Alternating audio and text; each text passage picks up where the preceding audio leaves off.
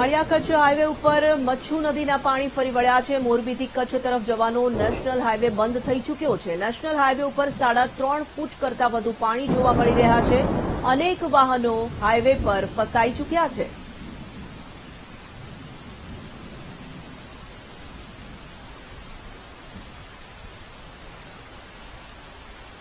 ત્રણ ફૂટ કરતા વધુ પાણી હાઈવે પર જોવા મળી રહ્યા છે। આપ જોઈ રહ્યા છો હાઈવેના જે દ્રશ્યો છે જાણે કે કોઈ નદી પ્રવાહિત થઈ રહી હોય તે પ્રમાણેના દ્રશ્યો જોવા મળી રહ્યા છે। મોરબીથી કચ્છ જવાનો જે હાઈવે છે તેની હાલત વધુને વધુ વિકટ બનતી જોવા મળી રહી છે। સાર્વત્રિક વરસાદને કારણે સતત ભારે વરસાદ જે વરસી રહ્યો છે તેના કારણે પરિસ્થિતિ ખૂબ જ વિકટ બની રહી છે। મોરબી પાસેના દ્રશ્યો છે। હાઈવે પરથી 3.5 ફૂટથી પણ વધુ પાણી પસાર થઈ રહ્યું છે। વાહન વ્યવહાર સ્વાભાવિક ખૂબ જ પ્રભાવિત થઈ રહ્યો છે। અનેક વાહનો ફસાયા હોવાની જાણકારી પણ સામે આવી રહી છે। મોરબીમાં પરિસ્થિતિ ખૂબ જ ખરાબ। મચ્છુ નદીના પાણી હાઈવે ઉપર ફરી વળ્યા છે।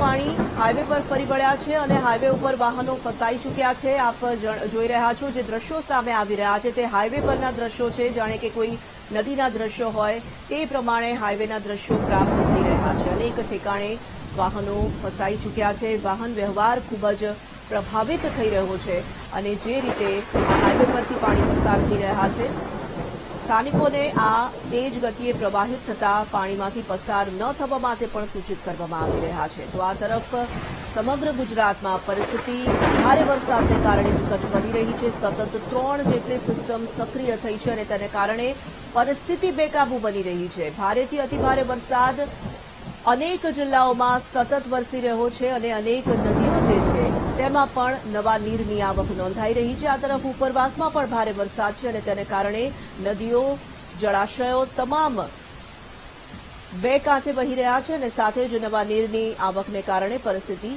વિકટ બની રહી છે। સંવાદદાતા હરનીશ ફોનલાઈન પર। હરનીશ, જે રીતે દ્રશ્યો હાઈવેના સામે આવી રહ્યા છે જાણે કે નદી પસાર થઈ રહી હોય તેવા દ્રશ્યો છે, શું પરિસ્થિતિ છે હાલ ત્યાં?